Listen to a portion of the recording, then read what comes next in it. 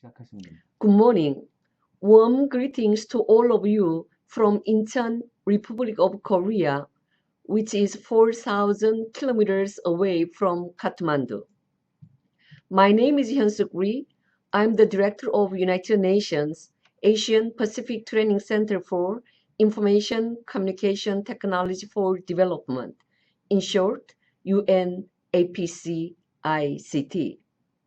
I'm very pleased to deliver these remarks for the first South Asian Community Radio Conference. I would like to extend my sincere appreciation to Akrap, Nepal, for having UNAPCICT speak at this very important occasion.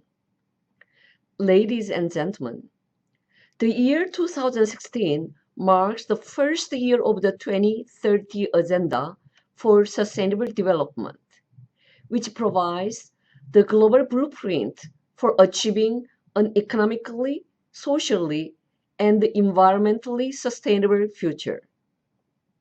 Adopted by member states in September 2015, the agenda includes a comprehensive set of 17 Sustainable Development Goals and 169 associated targets that set out a wide range of development objectives.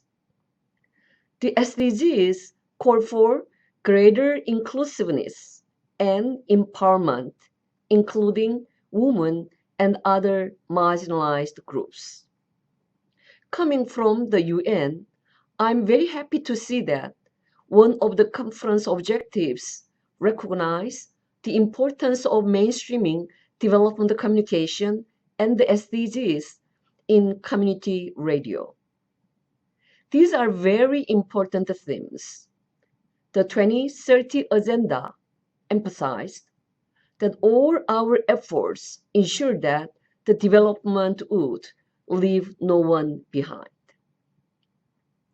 Information and communication technologies, ICT, including traditional ones like radio, are well recognized as enabler of the 2030 Agenda.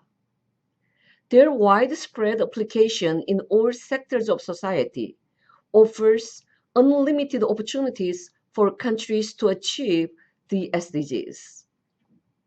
However, the degree to which all sectors of society are able to fully benefit from ICT is affected not only by the large difference in the access to telecommunication infrastructure, but also by differences in people's capacities and opportunities to effectively use such technologies.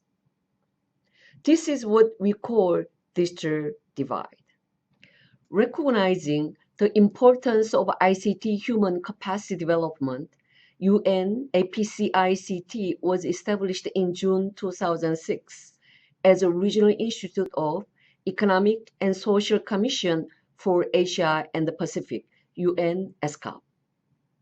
Guided by its mission to build the human and institutional capacity of ESCOP member states on using ICT for sustainable development, the center developed the Academy of ICT Essentials for Government Leaders, its first flagship capacity building program for government leaders and civil servants. And its second flagship program, called Turning Today's Youth into Tomorrow's Leaders, it targets today's youth and students who will be tomorrow's leaders. These programs have seen wide uptake and institutionalization in human resource development frameworks and contributed to strengthening the ICT capacities in the Asia-Pacific region and globally. Women who comprise the vulnerable and marginalized groups of their communities continue to face economic challenges and experience disadvantages resulting from their lack of access and capacity to use information communication technologies. In order to address this situation, APCIC launched its third flagship program called the Women and ICT Frontier Initiative, or Wi-Fi, this year, June 9. It aims to support the social economic empowerment of women through ICT-enabled entrepreneurship and facilitating an enabling policy environment. Wi-Fi is much needed program in all corners of the world and is very relevant for many countries in South Asia. As evidenced by some indicators as of 2016, in South Asia, women's average pay is 33% lower than men's, and they do more hours of unpaid domestic and caregiving work.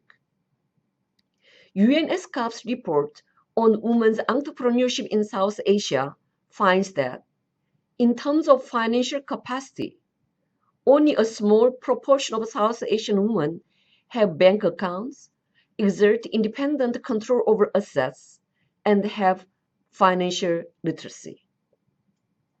Regarding access to the internet, the Inter's study found that there are 35% fewer women than men access the internet in South Asia. This limited access to information will affect women's economic competitiveness. I believe the role of community radio in promoting the socioeconomic participation of vulnerable women and marginalized rural communities ultimately contributes to their socioeconomic development. Community radio serves deprived rural communities by helping obtain valuable information and needed public services. It is an inclusive medium that supports the grassroots level participation in debates over local and national development issues, as well as policy dialogue. Recognizing the enabling role of media, particularly of community radio, APCICT has begun engaging the media to promote women entrepreneurship and sustainable development issues by inviting the representative to our 2015 and 2016 regional dialogue and forum that were held in South Korea. We also welcome very much Akrab Nepal's efforts to create regular programming on the SDGs and support its effort to introduce educational programs using Wi-Fi's available training content. In conclusion, achieving the SDGs will require the engagement and partnership of all stakeholders, including all of you from the media communities. It is my sincere wish that community radio will continue to champion the cause of sustainable and inclusive development to help the marginalized and vulnerable populations. Once again, I would like to express my deep gratitude to the Akrab Nepal for its effort in organizing this event. I wish everyone productive conference. Thank you so much.